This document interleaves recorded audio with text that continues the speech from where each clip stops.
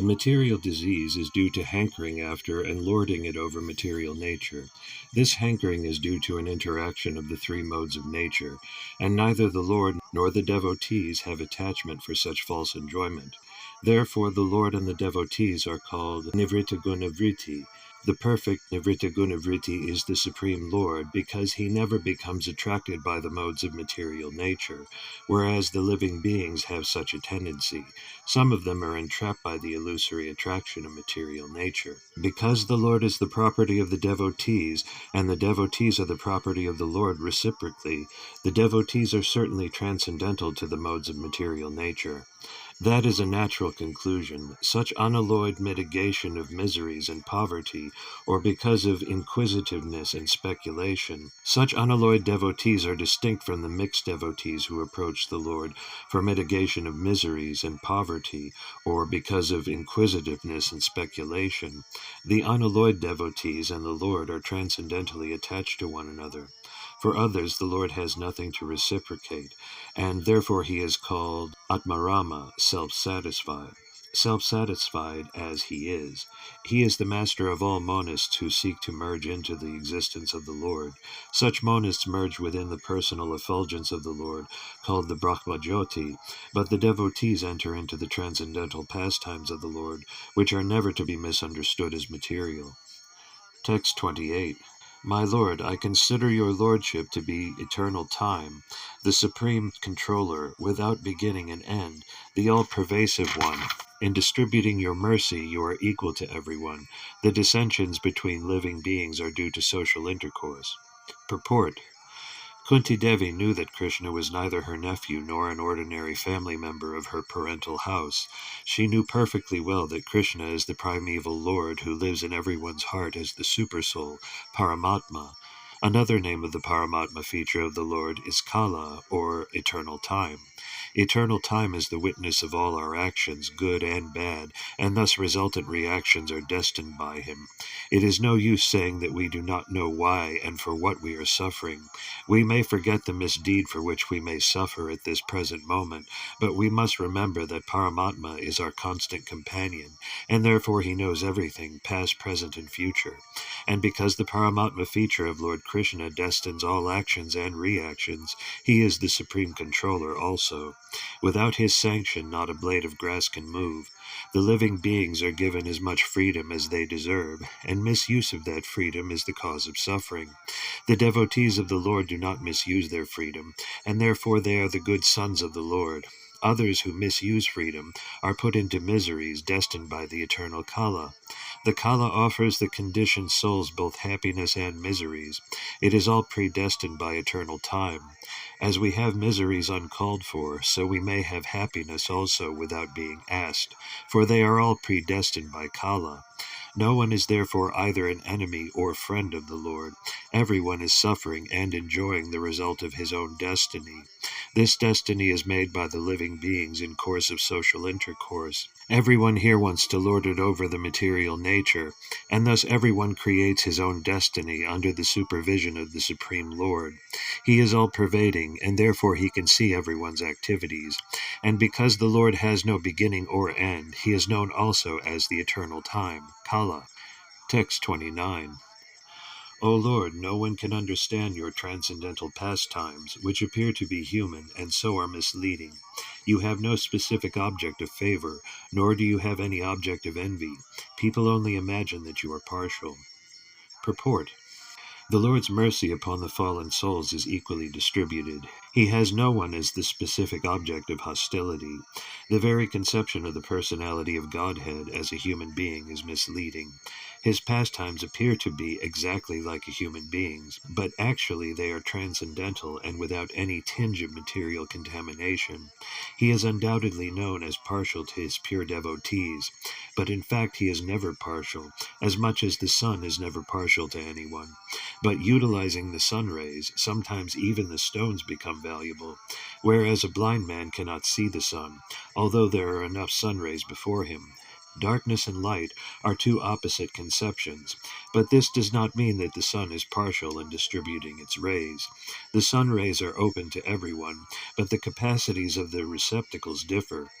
Foolish people think that devotional service is flattering the Lord to get special mercy. Factually, the pure devotees who are engaged in the transcendental loving service of the Lord are not a mercantile community. A mercantile house renders service to someone in exchange for values. The pure devotee does not render service unto the Lord for such exchange, and therefore the full mercy of the Lord is open for him. Suffering men, needy men, inquisitive persons, or philosophers make temporary connections with the Lord to serve a particular purpose. When the purpose is served, there is no more relation with the Lord. A suffering man, if he is pious at all, prays to the Lord for his recovery. But as soon as the recovery is over, in most cases, the suffering man no longer cares to keep any connection with the Lord. The mercy of the Lord is open for him, but he is reluctant to receive it. That is the difference between a pure devotee and a mixed devotee. Those who are completely against the service of the Lord are considered to be in abject darkness. Those who ask for the Lord's favor only at the time of necessity are partial recipients of the mercy of the Lord, and those who are cent per cent engaged in the service of the Lord are full recipients of the mercy of the Lord. Such partiality in receiving the Lord's mercy is relative to the recipient, and it is not due to the partiality of the all-merciful Lord. When the Lord descends on this material world by his all-merciful energy, he plays like a human being, and therefore it appears that the Lord is partial to his devotees only, but that is not a fact. Despite such apparent manifestation of partiality, his mercy is equally distributed.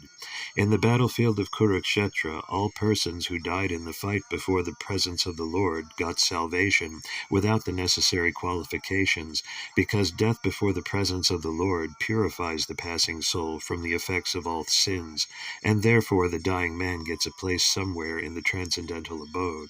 Somehow or other, if someone puts himself open in the sun rays, he is sure to get the requisite benefit both by heat and by ultraviolet rays. Therefore the conclusion is that the Lord is never partial. It is wrong for the people in general to think of him as partial. Text 30. Of course it is bewildering, O soul of the universe, that you work though you are inactive, and that you take birth though you are the vital force and the unborn. You yourself descend amongst animals, men, sages, and aquatics. Verily this is bewildering. Purport.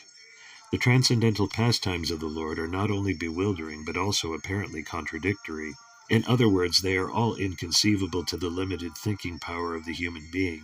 The Lord is the all-prevailing super-soul of all existence, and yet he appears in the form of a boar amongst the animals, in the form of a human being as Rama, Krishna, etc., in the form of a rishi like Narayana, and in the form of an aquatic like a fish. Yet it is said that he is unborn, and he has nothing to do. In the Shruti mantra it is said that the Supreme Brahman has nothing to do. No one is equal to or greater than him. He has manifold energies, and everything is performed by him perfectly by automatic knowledge, strength, and activity.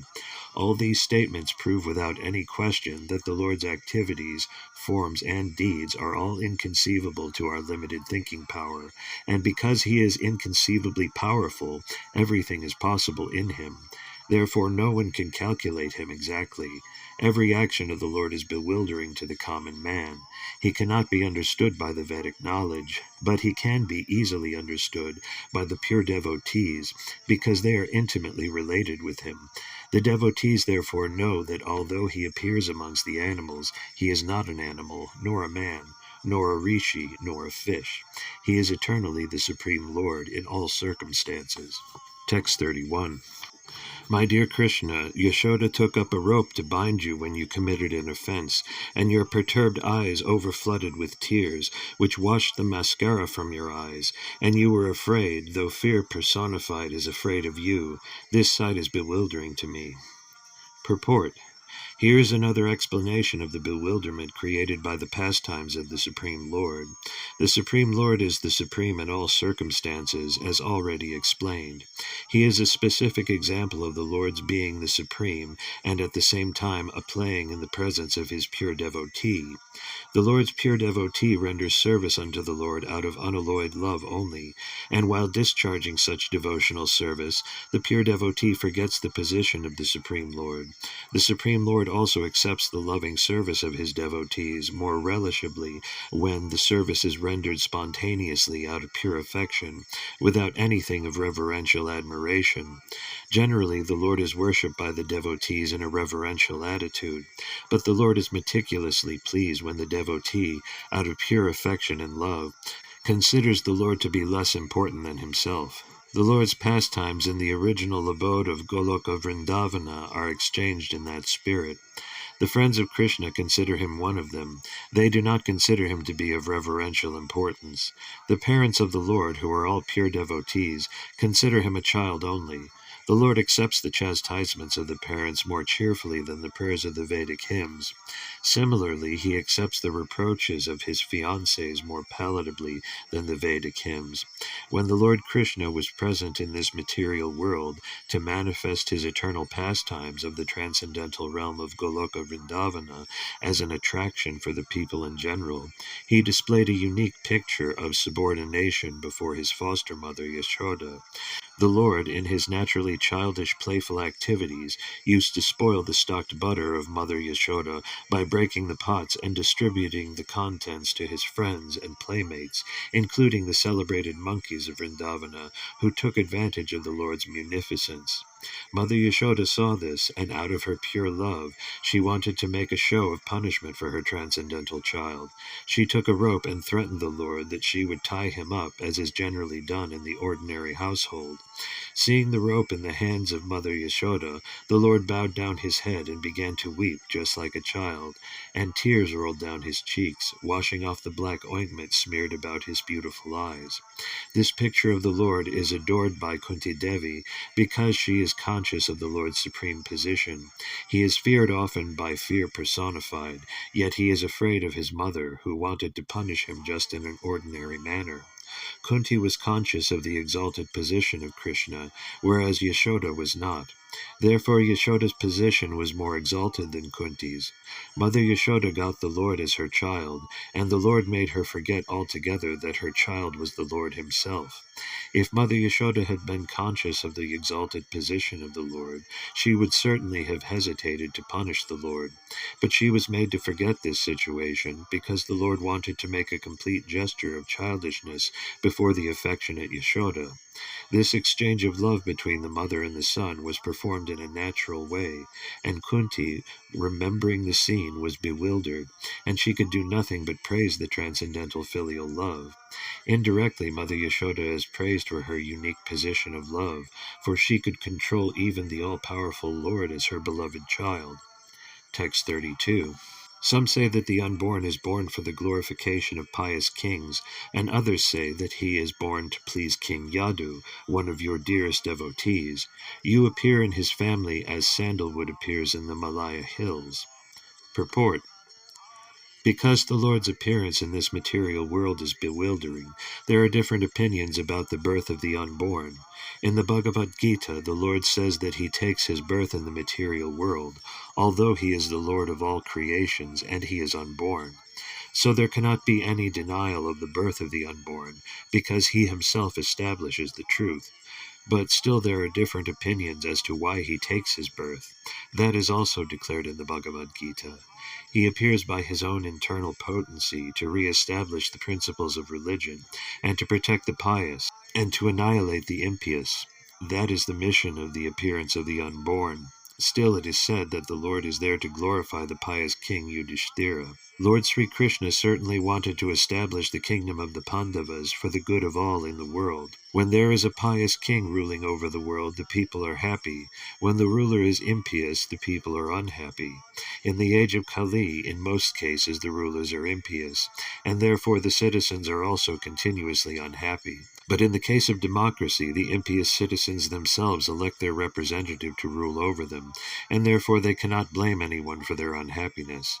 Maharaja Nala was also celebrated as a great pious king, but he had no connection with Lord Krishna. Therefore Maharaja Yudhishthira is meant here to be glorified by Lord Krishna. The Lord had already glorified King Yadu, having taken birth in his family, although he is known as Yadava, Yaduvira, Yadunandana, etc. He is always independent of such obligation. He is just like the sandalwood that grows in the Malaya hills. Trees can grow anywhere and everywhere, yet because the sandalwood trees grow mostly in the area of the Malaya hills, the name sandalwood and the Malaya hills are interrelated. Therefore the conclusion is that the Lord is ever unborn like the sun, and yet he appears as the sun rises on the eastern horizon. As the sun is never the sun of the eastern horizon, so the Lord is no one's son, but he is the Father of everything that be. Text 33. Others say that since both Vasudeva and Devaki prayed for you, you have taken your birth as their son. Undoubtedly you are unborn, yet you take your birth for their welfare, and to kill those who are envious of the demigods. Purport. It is also said that Vasudeva and Devaki, in their previous birth as Sutapa and Prisni, underwent a severe type of penance to get the Lord as their son, and as a result of such austerities, the Lord appeared as their son. It is already declared in the Bhagavad Gita that the Lord appears for the welfare of all people of the world, and to vanquish the Ashuras, or the materialistic atheists. Text 34. Others say that the world, being overburdened like a boat at sea, is much aggrieved, and that Brahma, who is your son, prayed for you, and so you have appeared to diminish the trouble. Purport. Brahma, or the first living being born just after the creation, is the direct son of Narayana. Narayana, as Garbhodakashayi Vishnu, first of all entered the material universe. Without spiritual contact, matter cannot create. This principle was followed from the very beginning of the creation.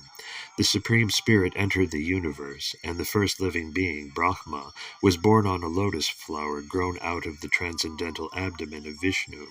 Vishnu is therefore known as Padmanabha. Brahma is known as Atmabhu, because he was begotten directly from the Father without any contact of Mother Lakshmiji. Lakshmiji was present near Narayana, engaged in the service of the Lord, and still without contact with Lakshmiji, Narayana begot Brahma. That is the omnipotency of the Lord. One who foolishly considers Narayana like other living beings should take a good lesson from this. Narayana is not an ordinary living being. He is the personality of Godhead himself, and he has all the potencies of all the senses in all parts of his transcendental body. An ordinary living being begets a child by sexual intercourse, and he has no other means to beget a child other than the one designed for him. But Narayana, being omnipotent, is not bound to any condition of energy. He is complete and independent to do anything and everything by his various potencies, very easily and perfectly. Brahma is therefore directly the son of the Father, and was not put into the womb of a mother. Therefore he is known as Atmabhu. Thus Brahma is in charge of further creations in the universe, secondarily reflected by the potency of the Omnipotent.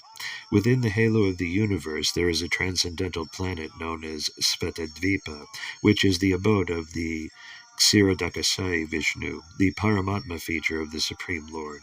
Whenever there is trouble in the universe that cannot be solved by the administrative demigods, they approach Brahmaji for a solution, and if it is not to be solved even by Brahmaji, then Brahmaji consults and prays to the Ksirodakashayi Vishnu for an incarnation and solution to the problems. Such a problem arose when Kamsa and others were ruling over the earth, and the earth became too much overburdened by the misdeeds of the Ashuras. Brahmaji, along with other demigods, prayed at the shore of the Kshirodaka ocean, and they were advised of the descent of Krishna as the son of Vasudeva and Devaki. So some people say that the Lord appeared because of the prayers of Brahmaji. Text 35. And yet others say that you appeared to rejuvenate the devotional service of hearing, remembering, worshipping, and so on, in order that the conditioned souls suffering from material pangs might take advantage and gain liberation. Purport.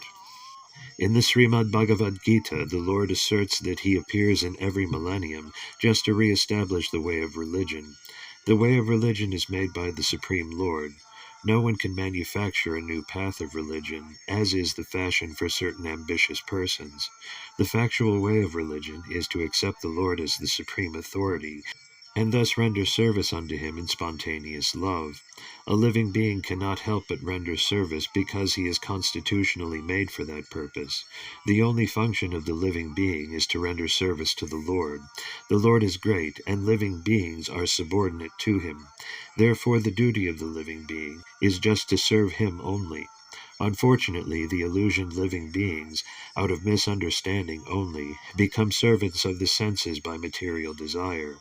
This desire is called avidya, or nescience, and out of such desire the living beings make different plans for material enjoyment centered about a perverted sex life. He therefore becomes entangled in the chain of birth and death by transmigrating into different bodies on different planets under the direction of the Supreme Lord. Unless therefore one is beyond the boundary of this nescience, one cannot get free from the threefold miseries of material life. That is the law of nature. The Lord, however, out of his causeless mercy, because he is more merciful to the suffering living beings than they can expect, appears before them and renovates the principles of devotional service comprised of hearing, chanting, remembering, serving, worshiping, praying, cooperating, and surrendering unto him. Adoption of all the above-mentioned items, or any one of them, can help a conditioned soul get out of the tangle of nescience, and thus become liberated from all material sufferings created by the living being, illusioned by the external energy. This particular type of mercy is bestowed upon the living being by the Lord in the form of Lord Sri Chaitanya Mahaprabhu. Text 36. O Krishna, those who continuously hear, chant, and repeat your transcendental activities, or take pleasure in others doing so, certainly see your lotus feet, which alone can stop the repetition of birth and death. Purport. The Supreme Lord Sri Krishna cannot be seen by our present conditional vision. In order to see him, one has to change his present vision by developing a different condition of life full of spontaneous love of Godhead. When Sri Krishna was personally present on the face of the globe, not everyone could see him as the Supreme Personality of Godhead. Materialists like Ravana, Hiranyaksipu, Kamsa, Jarasandha, and Sisupala were highly qualified personalities by acquisition of material assets, but they were unable to appreciate the presence of the Lord.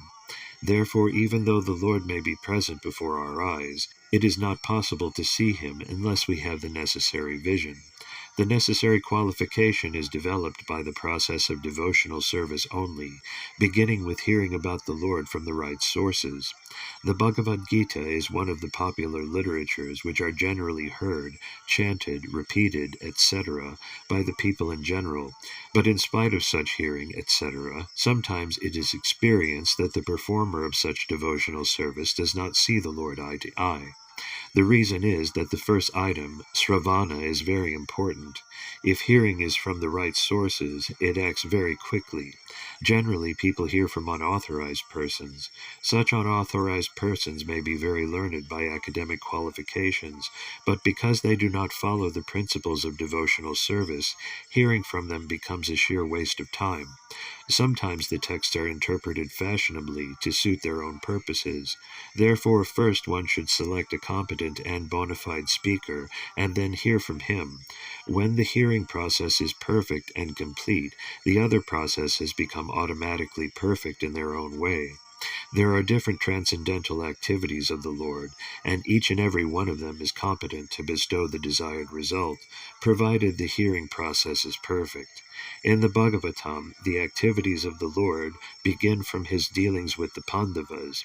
There are many other pastimes of the Lord in connection with his dealings with the Asuras and others, and in the 10th canto, the sublime dealings with his conjugal associates, the gopis, as well as with his married wives at Dwarka are mentioned. Since the Lord is absolute, there is no difference in the transcendental nature of each and every dealing of the Lord, but sometimes people in an unauthorized hearing process take more interest in hearing about his dealings with the gopis. Such an inclination indicates the lusty feelings of the hearer, so a bona fide speaker of the dealings of the Lord never indulges in such hearings. One must hear about the Lord from the very beginning, as in the Srimad Bhagavatam or any other scriptures, and that will help the hearer attain perfection by progressive development. One should not therefore consider that his dealings with the Pandavas are less important than his dealings with the gopis. We must always remember that the Lord is always transcendental to all mundane attachment.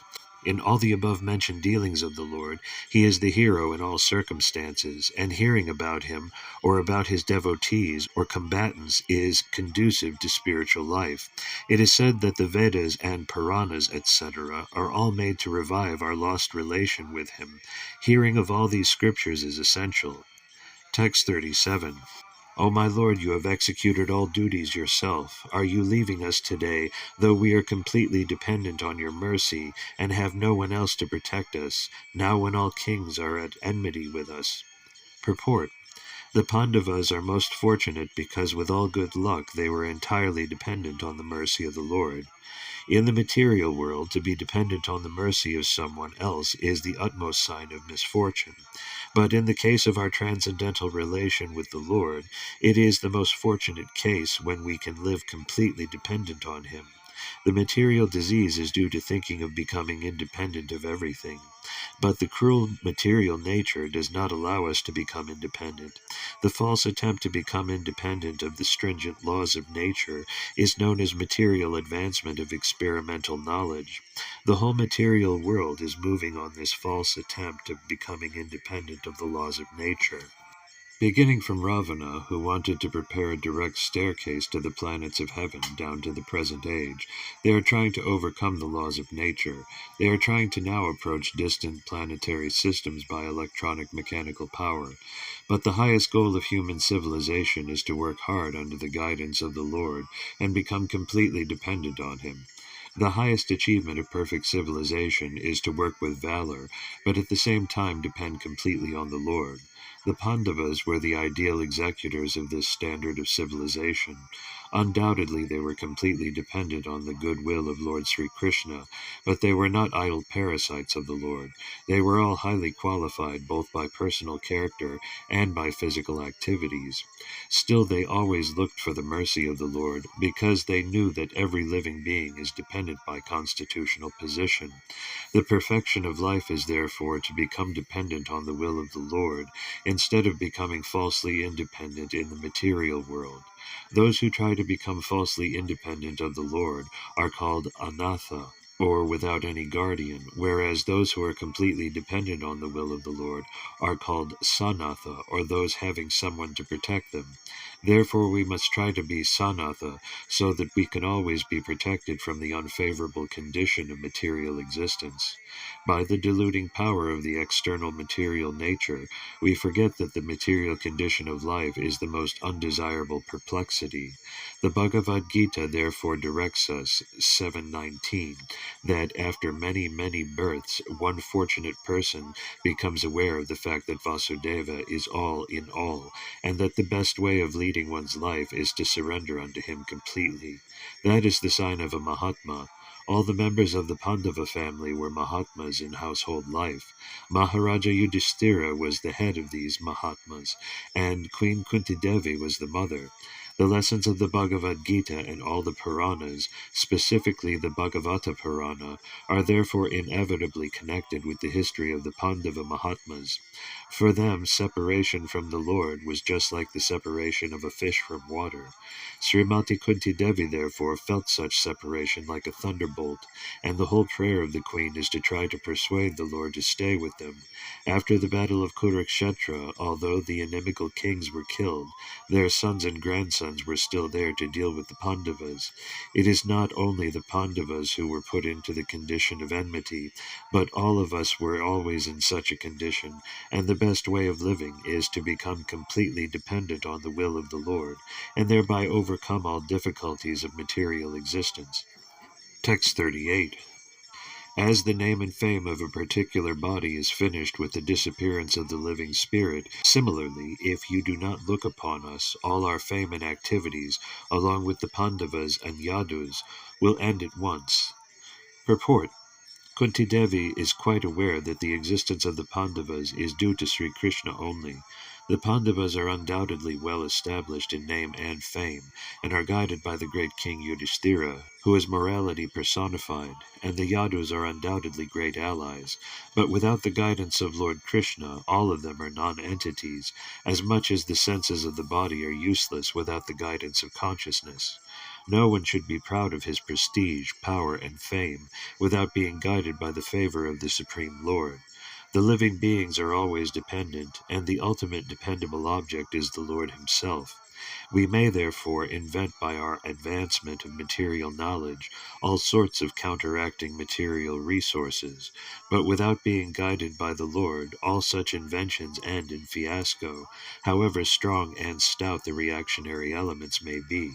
O Gadadhara Krishna, our kingdom is now being marked by the impressions of your feet, and therefore it appears beautiful, but when you leave it will no longer be so.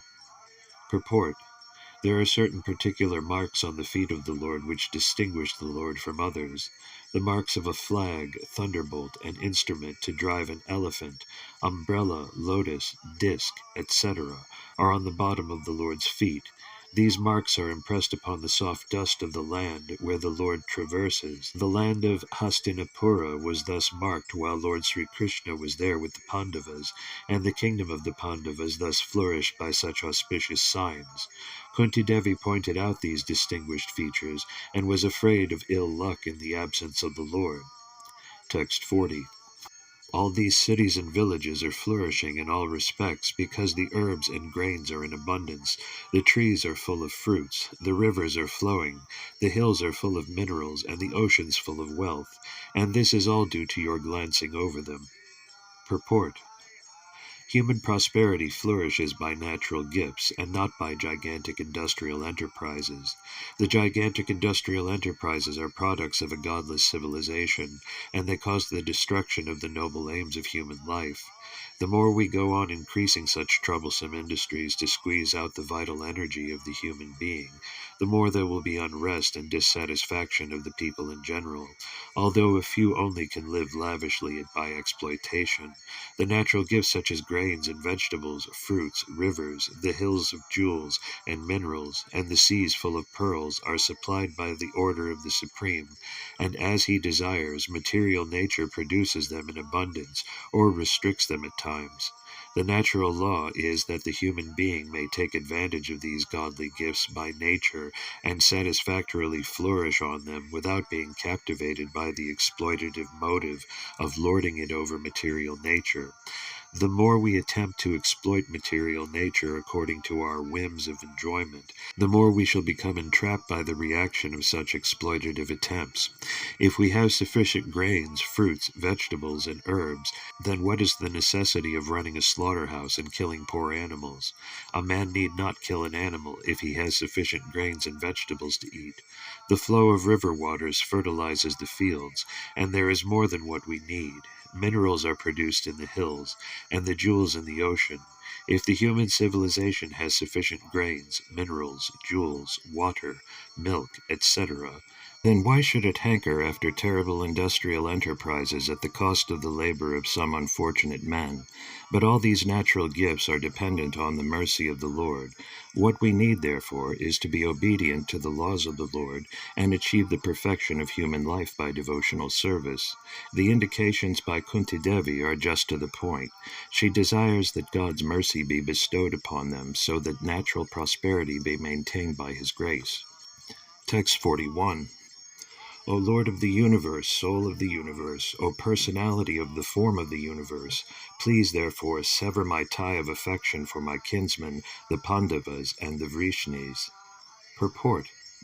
A pure devotee of the Lord is ashamed to ask anything in self-interest from the Lord, but the householders are sometimes obliged to ask favors from the Lord, being bounded by the tie of family affection.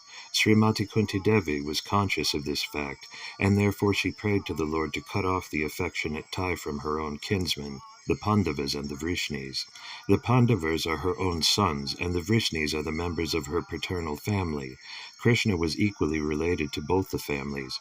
Both the families required the Lord's help, because both were dependent devotees of the Lord. Srimati Kunti Devi wished Sri Krishna to remain with her sons the Pandavas, but by his doing so, her paternal house would be bereft of the benefit.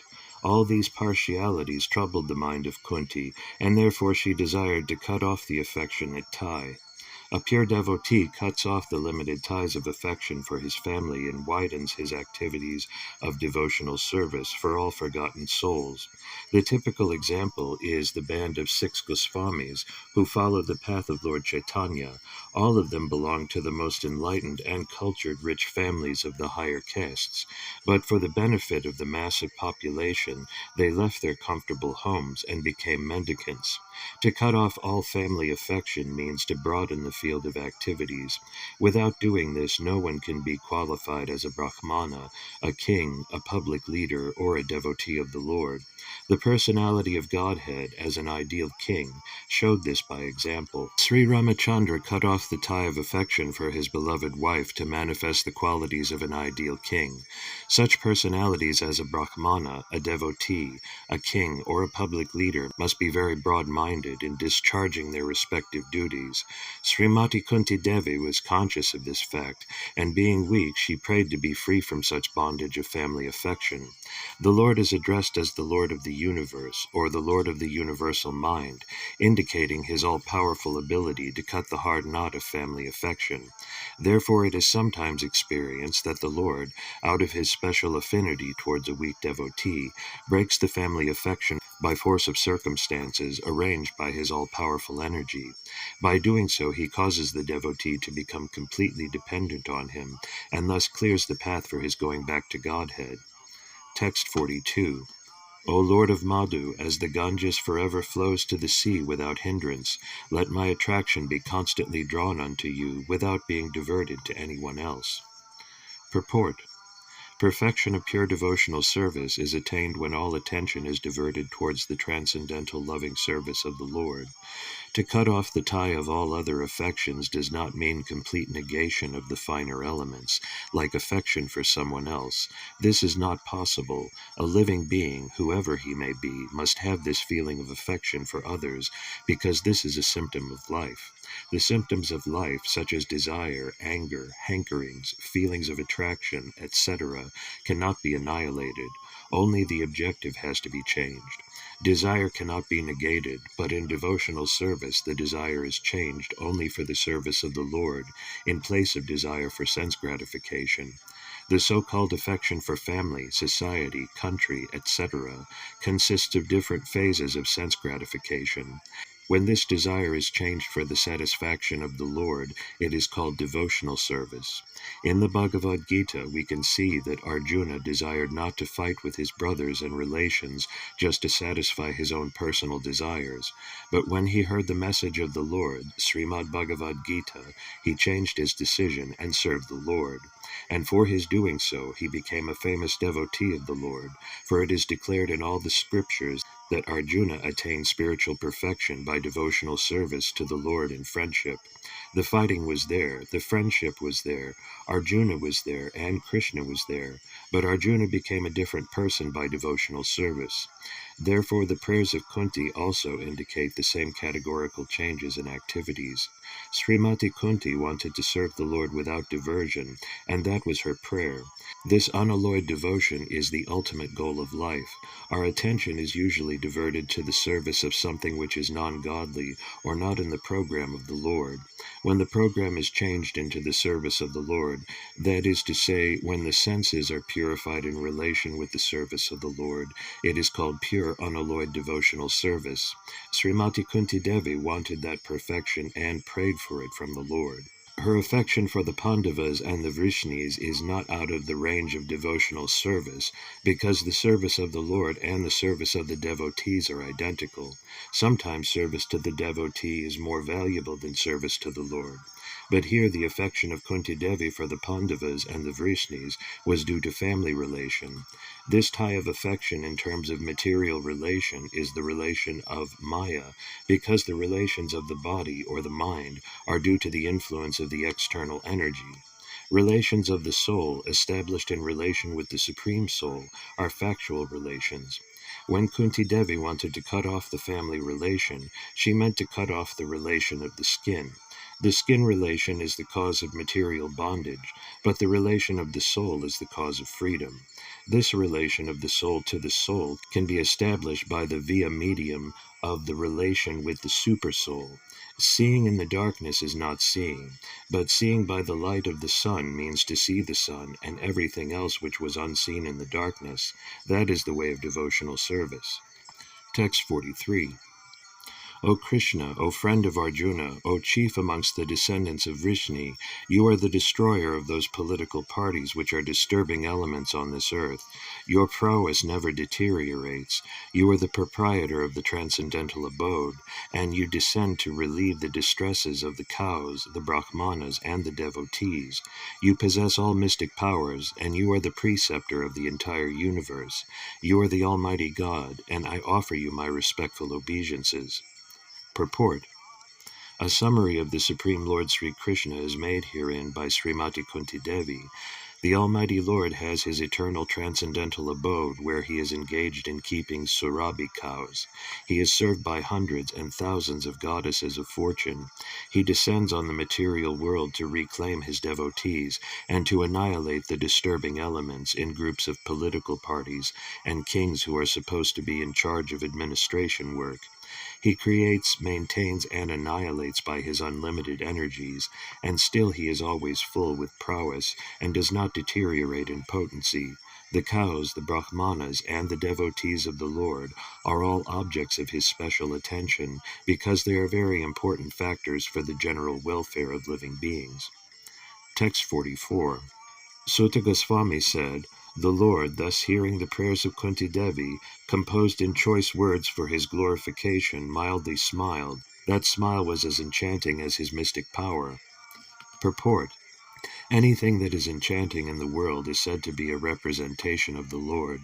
The conditioned souls who are engaged in trying to lord it over the material world are also enchanted by his mystic powers, but his devotees are enchanted in a different way by the glories of the Lord, and his merciful blessings are upon them. His energy is displayed in different ways, as electrical energy works in manifold capacities. Srimati Kunti Devi has prayed to the Lord just to enunciate a fragment of his glories. All his devotees worship him in that way, by chosen words, and therefore the Lord is known as Uttamasloka. No amount of chosen words is sufficient to enumerate the Lord's glory, and yet he is satisfied by such prayers as the Father is satisfied even by the broken linguistic attempts of the growing child. The word Maya is used both in the sense of delusion and mercy. Herein the word Maya is used in the sense of the Lord's mercy upon Kunti Devi. Text 45. Thus accepting the prayers of Srimati Kunti Devi, the Lord subsequently informed other ladies of his departure by entering the palace of Hastinapura, but upon preparing to leave, he was stopped by King Yudhishthira, who implored him lovingly. Purport.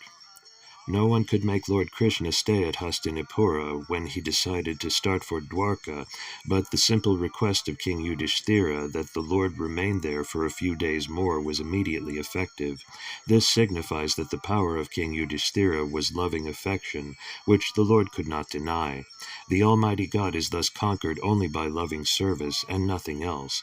He is fully independent in all his dealings, but he voluntarily accepts obligations by the loving affection of his pure devotees. Text 46.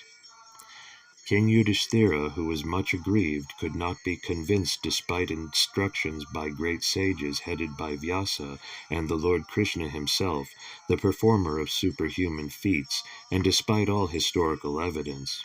Purport. The pious King Yudhishthira was mortified because of the mass massacre of human beings in the battle of Kurukshetra, especially on his account. Duryodhana was there on the throne, and he was doing well in his administration, and in one sense there was no need of fighting, but on the principle of justice Yudhishthira was to replace him.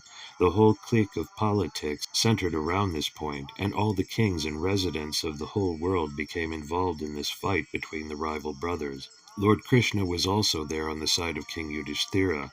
It is said in the Mahabharata, Adiparva 20 that 640 million men were killed in the 18 days of the Battle of Kurukshetra, and some hundreds of thousands were missing. Practically, this was the greatest battle in the world within 5,000 years. This mass killing simply to enthrone Maharaja Yudhishthira was too mortifying, so he tried to be convinced with evidences from histories by great sages like Vyasa and the Lord himself that the fight was just because the cause was just. But Maharaja Yudhishthira would not be satisfied, even though he was instructed by the greatest personalities of the time. Krishna is designated herein as the performer of superhuman actions, but in this particular instance neither he nor Vyasa could convince King Yudhishthira. Does it mean that he failed to be a superhuman actor? No, certainly not. The interpretation is that the Lord is Ishvara, or the Supersoul, in the hearts of both King Yudhishthira and Vyasa, performs still more superhuman action because the Lord desired it. As the Supersoul of King Yudhishthira, he did not allow the king to be convinced by the words of Vyasa and others, including himself, because he desired that the king hear instructions from the dying Bhismadeva, who was another great devotee of the Lord. The Lord wanted that at the last stage of his material existence, the great warrior Bhismadeva see him personally, and see his beloved grandchildren, King Yudhishthira, etc., now situated on the throne, and thus pass away very peacefully. Bhismadeva was not at all satisfied to fight against the Pandavas, who were his beloved fatherless grandchildren, but the Kshatriyas are also very stern people, and therefore he was obliged to take the side of Duryodhana, because he was maintained at the expense of Duryodhana. Besides this, the Lord also desired that King Yudhishthira be pacified by the words of Bhismadeva, so that the world could see that Bhismadeva excelled all in knowledge, including the Lord himself. Text 47. King Yudhishthira, son of Dharma, overwhelmed by the death of his friends, was aggrieved just like a common materialistic man. O sages, thus deluded by affection, he began to speak. Purport. King Yudhishthira, though he was not expected to become aggrieved like a common man, became deluded by worldly affection by the will of the Lord, just as Arjuna was apparently deluded. A man who sees knows well that the living entity is neither the body nor the mind, but is transcendental to the material conception of life. The common man thinks of violence and non-violence in terms of the body, but that is a kind of delusion. Everyone is duty-bound according to one's occupational duties. A Kshatriya is bound to fight for the right cause, regardless of the opposite party. In such discharge of duty, one should not be disturbed by annihilation of the material body, which is only an external dress of the living soul. All this was perfectly known to Maharaja Yudhishthira, but by the will of the Lord he became just like a common man, because there was another great idea behind his delusion. The king would be instructed by Bhisma, as Arjuna was instructed by the Lord himself. Text 48. King Yudhishthira said, O my lot, I am the most sinful man. Just see my heart, which is full of ignorance. This body, which is ultimately meant for others, has killed many, many phalanxes of men. Purport. A solid phalanx of 21,870 chariots, 21,870 elephants, 109,650 infantry, and 65,600 cavalry is called an Akshahini, and many Akshahinis were killed on the battlefield of Kurukshetra. Maharaja Yudhishthira, as the most pious king of the world, takes for himself the responsibility for killing such a huge number of living beings, because the battle was fought to reinstate him on the throne. This body is, after all, meant for others. While there is life in the body, it is meant for the service of others, and when it is dead, it is meant to be eaten by dogs and jackals or maggots. He is sorry because for such a temporary body, such a huge massacre was committed. Text 49. I have killed many boys, brahmanas, well-wishers, friends, parents, preceptors, and brothers. Though I live millions of years, I will not be relieved from the hell that awaits for me for all these sins. Purport. Whenever there is a war, there is certainly a massacre of many innocent living beings, such as boys, brahmanas, and women, whose killing is considered to be the greatest of sins. They are all innocent creatures, and in all circumstances, killing of them is forbidden in the scriptures. Maharaja Yudhishthira was aware of these mass killings. Similarly, there were friends, parents, and preceptors also on both sides, and all of them were killed. It was simply horrible for him to think of such killing, and therefore he was thinking of residing in hell for millions and billions of years. Text 50. There is no sin for a king who kills for the right cause, who is engaged in maintaining his citizens, but this injunction is not applicable to me. Purport. Maharaja Yudhishthira thought that although he was not actually involved in the administration of the kingdom, which was being carried on well by Duryodhana without harm to the citizens, he caused the killing of so many living beings only for his personal gain of the kingdom from the hands of Duryodhana. The killing was committed not in the course of administration, but for the sake of self-aggrandizement, and as such he thought himself responsible for all the sins. Text 51. I have killed many friends of women, and I have thus caused enmity to such an extent that it is not possible to undo it by material welfare work. Purport. The Grihamedis are those whose only business is to perform welfare work for the sake of material prosperity. Such material prosperity is sometimes hampered by sinful activities, for the materialist is sure to commit sins, even unintentionally, in the course of discharging material duties. To get relief from such sinful reactions, the Vedas prescribe several kinds of sacrifices. It is said in the Vedas that by performing the Ashvamedha Yajna, horse sacrifice, one can get relief from even Brahmahatya, killing of a Brahmana. Yudhishthira Maharaja performed this Ashvamedha Yajna, but he thinks that even by performing such yajnas, it is not possible to get relief from the great sins committed. In war, either the husband or the brother, or even the father or sons go to fight, and when they are killed, a fresh enmity is created, and thus a chain of actions and reactions increases, which is not possible to be counteracted even by thousands of Ashvamedha Yajnas. The way of work, karma, is like that. It creates one action and another reaction simultaneously, and thus increases the chain of material activities, binding the performer in material bondage. In the Bhagavad Gita 9:27-28, the remedy is suggested that such actions and reactions of the path of work can be checked only when work is done on behalf of the Supreme Lord. The battle of Kurukshetra was actually fought by the will of the Supreme Lord Sri Krishna, as it is evident from his version, and only by his will was Yudhishthira placed on the throne of Hastinapura. Therefore, factually, no sin whatsoever touched the Pandavas, who were only the order carriers of the Lord.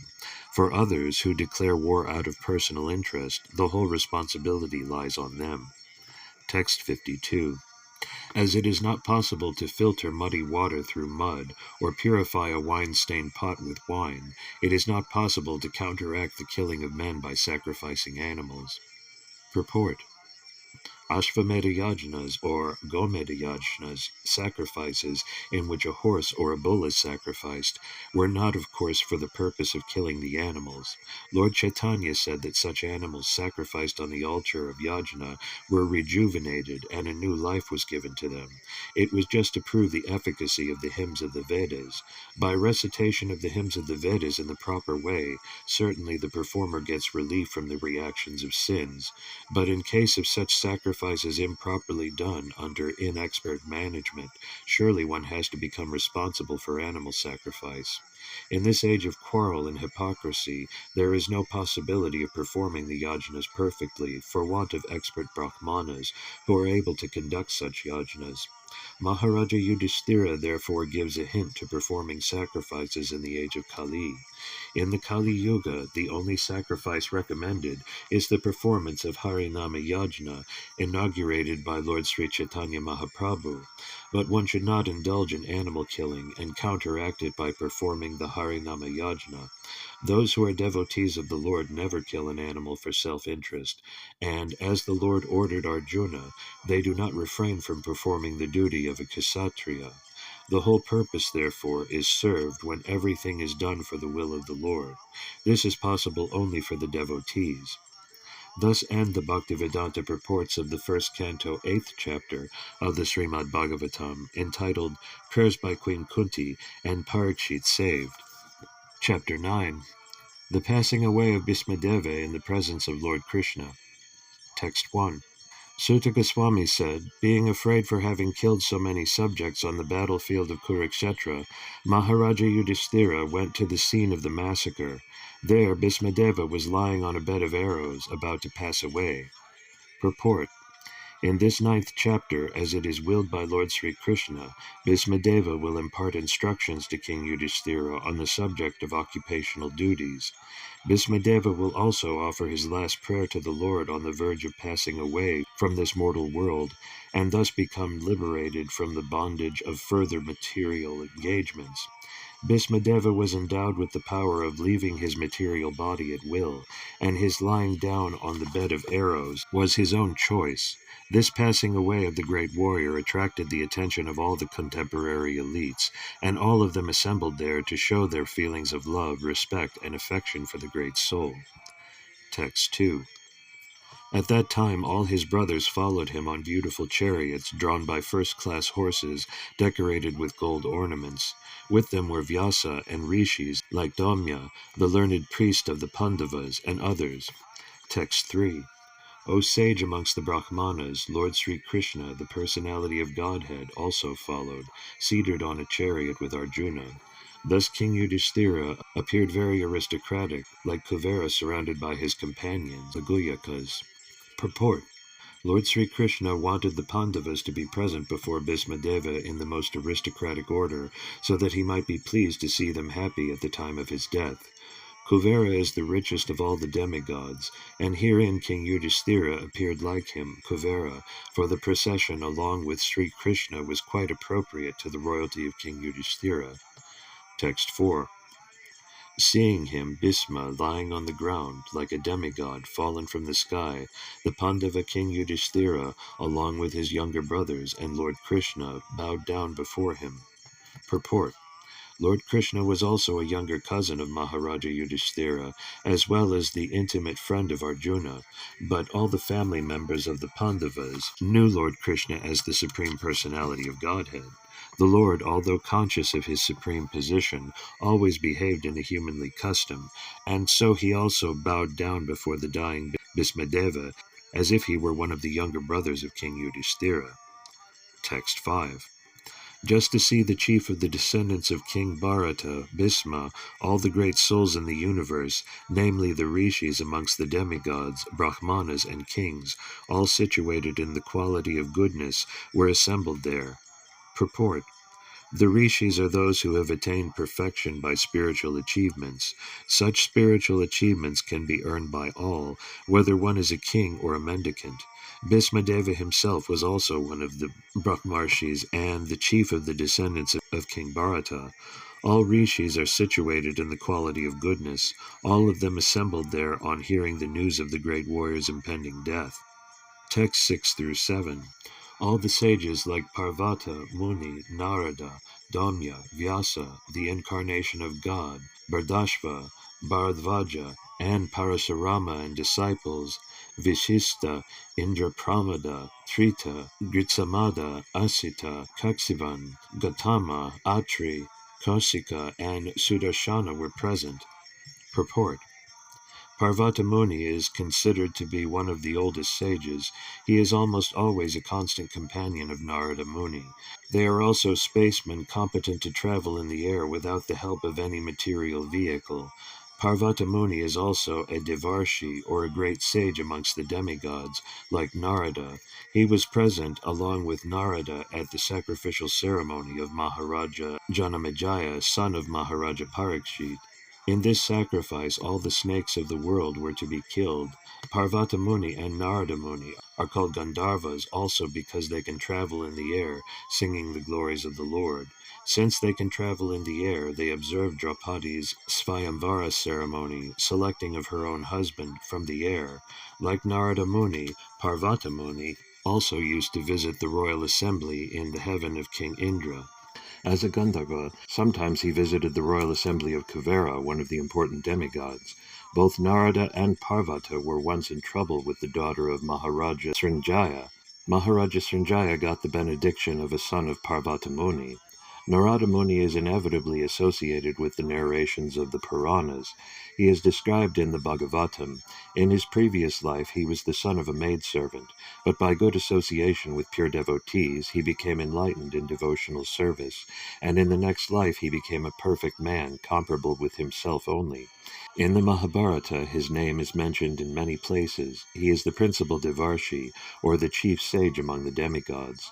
He is the son and disciple of Brahmaji, and from him the disciplic succession in the line of Brahma has been spread. He initiated Prahlada Maharaja, Dhruva Maharaja, and many celebrated devotees of the Lord. He initiated even Vyasadeva, the author of the Vedic literatures, and from Vyasadeva, Madhvacharya was initiated, and thus the Madhva Sampradaya, in which the Gaudiya Sampradaya is also included, has spread all over the universe. Sri Chaitanya Mahaprabhu belonged to this Madhva Sampradaya. Therefore Brahmaji, Narada, Vyasa, down to Madhva, Chaitanya, and the Goswamis all belong to the same line of disciplic succession. Naradaji has instructed many kings from time immemorial.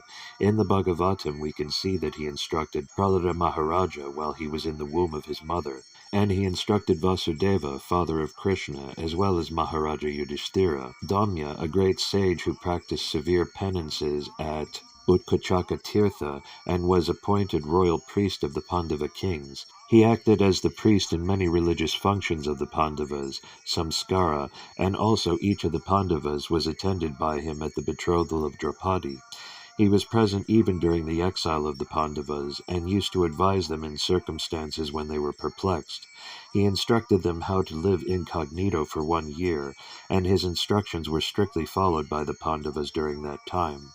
His name is mentioned also when the general funeral ceremony was performed after the battle of Kurukshetra. In the Anushana Parva of Mahabharata 127:15-16, he gave very elaborate religious instructions to Maharaja Yudhishthira. He was actually the right type of priest of a householder, for he could guide the Pandavas on the right path of religion. A priest is meant for guiding the householder progressively in the right path of ashrama dharma, or the occupational duty of a particular caste. There is practically no difference between the family priest and the spiritual master. The sages, saints, and brahmanas were especially meant for such functions. Badarayana, Vyasadeva, he is known as Krishna, Krishna Dvaipayana, Dvaipayana, Satyavati Sutta, Parasarya, Parasaratmaja, Badarayana, Vedavyasa, etc. He was the son of Mahamuni Parasara in the womb of Satyavati prior to her betrothal with Maharaja Santanu, the father of the great general Father Bhismadeva. He is a powerful incarnation of Narayana, and he broadcast the Vedic wisdom to the world. As such, Vyasadeva is offered respects before one chants the Vedic literature, especially the Puranas. Sukadeva Goswami was his son, and rishis like Vaishvapayana were his disciples for different branches of the Vedas. He is the author of the great epic Mahabharata and the great transcendental literature Bhagavatam. The Brahma Sutras, the Vedanta Sutras, or Badarayana Sutras, were compiled by him. Amongst sages, he is the most respected author by dint of severe penances. When he wanted to record the great epic Mahabharata for the welfare of all people in the age of Kali, he was feeling the necessity of a powerful writer who could take up his dictation. By the order of Brahmaji, Sri Ganeshaji took up the charge of noting down the dictation on the condition that Vyasadeva would not stop dictation for a moment. The Mahabharata was thus compiled by the joint endeavor of Vyasa and Ganesha. By the order of his mother Satyavati, who was later married to Maharaja Santanu, and by the request of Bhismadeva, the eldest son of Maharaja Santanu, by his first wife, the Ganges, he begot 3 brilliant sons, whose names are Dhritarashtra, Pandu, and Vidura. The Mahabharata was compiled by Vyasadeva after the battle of Kurukshetra and after the death of all the heroes of Mahabharata. It was first spoken in the royal assembly of Maharaja Janamejaya, the son of Maharaja Parikshit. Brihadashva, an ancient sage who used to meet Maharaja Yudhishthira now and then. First of all, he met Maharaja Yudhishthira at Kamyavana. This sage narrated the story of Maharaja Nala. There is another Brihadashva who is the son of the Ikshvaku dynasty, Mahabharata Vanaparva 209, 4-5. Bharadvaja. He is one of the 7 great rishis and was present at the time of the birth ceremony of Arjuna. The powerful rishi sometimes undertook severe penances on the shore of the Ganges, and his ashrama is still celebrated at Prayagadama. It is learned that this rishi, while taking bath in the Ganges, happened to meet Girtachi, one of the beautiful society girls of heaven, and thus he discharged semen, which was kept and preserved in an earthen pot, and from which Drona was born. So Dronacharya is the son of Bharadvaja Muni. Others say that Bharadvaja, the father of Drona, is a different person from Maharishi Bharadvaja. He was a great devotee of Brahma. Once he approached Dronacharya and requested him to stop the battle of Kurukshetra.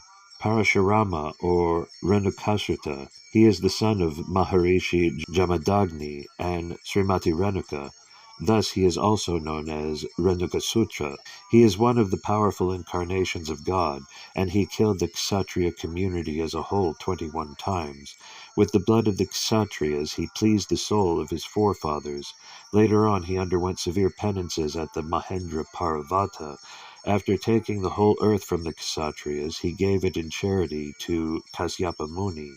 Parasurama instructed the Dhanurveda, or the science of fighting, to Dronacharya because he happened to be a Brahmana. He was present during the coronation of Maharaja Yudhishthira, and he celebrated the function along with other great rishis. Parasurama is so old that he met both Rama and Krishna at different times. He fought with Rama, but he accepted Krishna as the Supreme Personality of Godhead. He also praised Arjuna when he saw him with Krishna. When Bhisma refused to marry Amba, he wanted him to become her husband. Amba met Parasurama, and by her request only, he asked Bhismadeva to accept her as his wife. Bhisma refused to obey his order, although he was one of the spiritual masters of Bhismadeva. Parasurama fought with Bhismadeva when Bhisma neglected his warning. Both of them fought very severely, and at last Parasurama was pleased with Bhisma and gave him the benediction of becoming the greatest fighter in the world. Vashishta, the great celebrated sage among the Brahmanas, well known as the Brahmarishi Vashishtadeva, he is a prominent figure in both the Ramayana and Mahabharata periods. He celebrated the coronation ceremony of the personality of Godhead Sri Rama. He was present also on the battlefield of Kurukshetra. He could approach all the higher and lower planets, and his name is also connected with the history of Hiranyakasipu. There was a great tension between him and Vishvamitra, who wanted his Kamadhenu, wish-fulfilling cow. Vashishta Muni refused to spare his Kamadhenu, and for this Vishvamitra killed his 100 sons. As a perfect Brahmana, he tolerated all the taunts of Vishvamitra. Once he tried to commit suicide on account of Vishvamitra's torture, but all his attempts were unsuccessful. He jumped from a hill, but the stones on which he fell became a stack of cotton, and thus he was saved. He jumped into the ocean, but the waves washed him ashore. He jumped into the river, but the river also washed him ashore. Thus all his suicide attempts were unsuccessful. He is also one of the 7 rishis and husband of Arundhati, the famous star. Indra Pramada, another celebrated rishi. Trita, one of the 3 sons of Prajapati Gautama. He was the 3rd son, and his other 2 brothers were known as Ekat and Dvita. All the brothers were great sages and strict followers of the principles of religion. By dint of severe penances, they were promoted to Brahmaloka, the planet where Brahmaji lives. Once Trita Muni fell into a well. He was an organizing worker of many sacrifices, and as one of the great sages, he also came to show respect to Bhismaji at his deathbed. He was one of the 7 sages in the Varuna Loka, and he hailed from the western countries of the world. As such, most probably he belonged to the European countries. At that time, the whole world was under one Vedic culture. Gurtsamada, one of the sages of the heavenly kingdom. He was a close friend of Indra, the king of heaven, and was as great as Brihaspati. He used to visit the royal assembly of Maharaja Yudhishthira, and he also visited the place where Bhismadeva breathed his last. Sometimes he explained the glories of Lord Shiva before Maharaja Yudhishthira. He was the son of Vitahavya, and he resembled in features the body of Indra. Sometimes the enemies of Indra mistook him to be Indra and arrested him. He was a great scholar of the Rig Veda, and thus he was highly respected by the Brahmana community. He lived a life of celibacy and was powerful in every respect. Asita. There was a king of the same name, but herein the Asita mentioned is the Asita Devala Rishi, a great powerful sage of the time. He explained to his father 1,500,000 verses from the Mahabharata. He was one of the members in the snake sacrifice of Maharaja Janamejaya. He was also present during the coronation ceremony of Maharaja Yudhishthira, along with other great rishis. He also gave Maharaja Yudhishthira instructions while he was on the Anjana hill. He was also one of the devotees of Lord Shiva. Kakshivan, one of the sons of Gautama Muni and the father of the great sage Chandakausika, he was one of the members of parliament of Maharaja Yudhishthira. Atri Muni was a great Brahmana sage and was one of the mental sons of Brahmaji. Brahmaji is so powerful that simply by thinking of a son he can have it. These sons are known as Manashaputras, one of 7 Manashaputras of Brahmaji, and out of the 7 great Brahmana sages, Atri was one. In his family the great Prachetas was also born. Atri Muni had 2 Kshatriya sons who became kings. King Artama is one of them. He is counted as one of the 21 Prajapatis. His wife's name was Anushuya, and he helped Maharaja Parikshit in his great sacrifices.